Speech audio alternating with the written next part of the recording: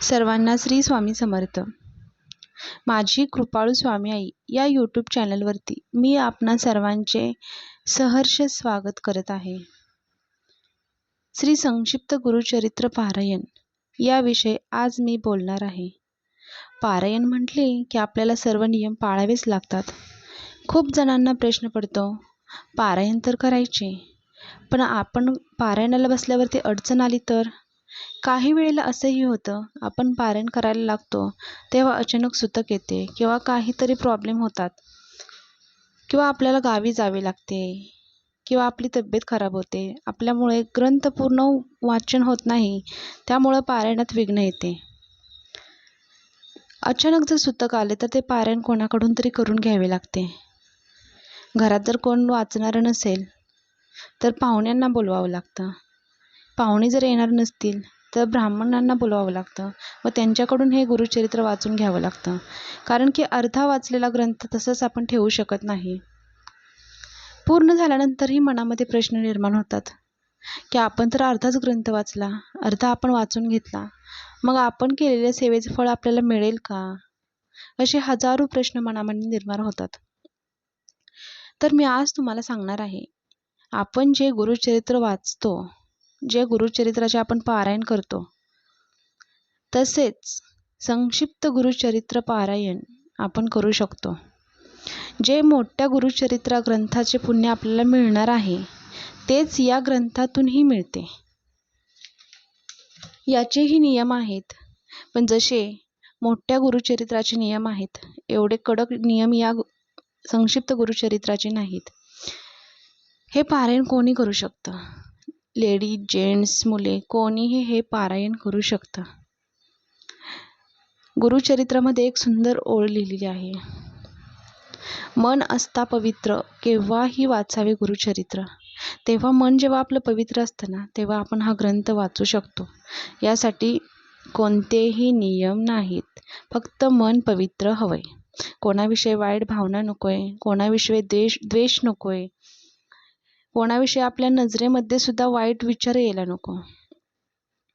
तेव्हा आपण हे गुरुचरित्र वाचू शकतो. आता याचे नियम काय आहेत? हे जे संक्षिप्त गुरुचरित्र आहे ना, हे 7 अध्यायांचं आहे. तुम्ही रोज एक पारायण करू शकता. तुम्ही रोज 1 अध्याय वाचू शकता. तुम्ही रोज 3 अध्यायही वाचू शकता. 3 दिवसाचं हे पारायण करू शकता, 1 दिवसाचं पारायण करू शकता किंवा तुम्ही 7 दिवसाचंही पारायण करू शकता.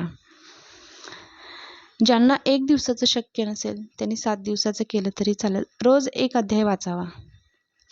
आणि ह्याचे अध्याय ही खूप छोटे छोटे आहेत. पूर्ण जरी एका दिवसात तुम्ही पारायण करायचं म्हणाला तरी अर्धा ते पाऊण तास लागतो हा पूर्ण ग्रंथ वाचायला. आणि जे आपल्या मोठ्या गुरुचरित्रामध्ये जे आहे तेच या संक्षिप्त गुरुचरित्रामध्येही आहे. आणि ज्या गुरुचरित्राचे पुण्य मिळणार आहे आपल्याला, तेच या छोट्या संक्षिप्त गुरुचरित्रामधूनही मिळणार आहे. त्यामुळे मनात कोणतीही शंका न धरता तुम्ही हे पारायण करू शकता. याचे नियम काय काय आहेत? तुम्ही जर 7 दिवसाचं पारायण लावणार असाल तर तुम्हाला 7 दिवस कडक ब्रह्मचर्याचं पालन करावे लागेल. नॉनव्हेज पूर्ण बंद.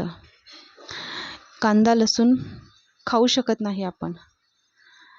एकच धान्य खायचं, द्विदल धान्य खाऊ नये. 7 दिवस तुम्ही करणार असाल तर 7 दिवस गुळ पोळीच खावी. सर्वात उत्तम आहार म्हटलं तर आपला गुळ पोळीच आहे. 7 दिवसानंतर तुमचं पारायण पूर्ण झाल्यानंतर 8व्या दिवशी तुम्ही उद्यापन करू शकता.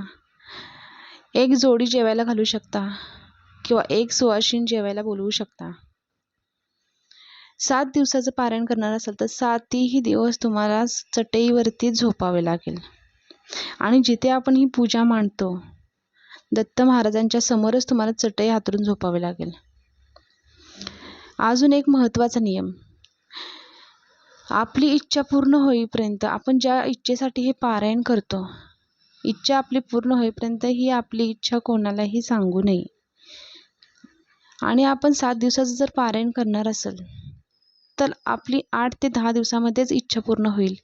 शक्यतो तुमचं जर मन पवित्र असेल, तुम्ही जर चांगल्या हेतूने सगळ्या गोष्टी करत असाल, तर तुम्हाला 1-2 दिवसातच अनुभव येईल. आणि कधीही कोणतीही सेवा दुसऱ्यांच्या वाईटासाठी तर कधीच करू नये, कारण त्यातून यश तर येतच नाही.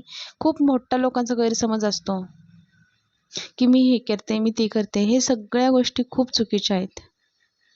त्यामुळे आपण मन पवित्र ठेवून दुसऱ्याचा चांगला विचार करून कोणतीही सेवा करावी. पारायण करण्याच्या आधी संकल्प सोडावा आणि त्यानंतरच पारायण करावे. तुमच्या मनातील कोणतीही इच्छा असू द्यात, 100% ती पूर्ण होणारच. एवढी ताकद या संक्षिप्त गुरुचरित्रामध्ये आहे. झालेली सेवा स्वामींच्या चरणी रुजू करते. तुम्हाला ही जर माझी सेवा आवडत असेल, तुम्ही जर माझ्या चॅनलवरती नवीन असाल, तर माझ्या चॅनलला सबस्क्राईब करा व माझ्या चॅनलला लाईक करा. सर्वांना श्री स्वामी समर्थ.